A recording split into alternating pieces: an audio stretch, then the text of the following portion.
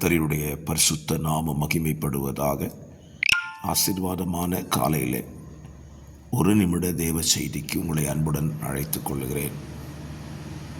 அப்போஸ்தலர் 16:31 இப்படி சொல்லுகிறது: கர்த்தராகிய இயேசு கிறிஸ்துவை விசுவாசி, அப்பொழுது நீயும் உன் வீட்டாரும் ரட்சிக்கப்படுவீர்கள் என்று சொல்லி, ஆண்டவருடைய ராஜ்யத்திலே நாம் சேருவதற்கு, அந்த ராஜ்யத்தை சென்றடைவதற்கு இயேசு கிறிஸ்துவை விசுவாசித்தால் அவர் நமக்கு கொடுக்கிற ரட்சிப்பை பெற்றுக்கொள்ளும் பொழுது அந்த ராஜ்யத்துக்கு சுதந்திரவாளிகளாக மாறுகிறோம்.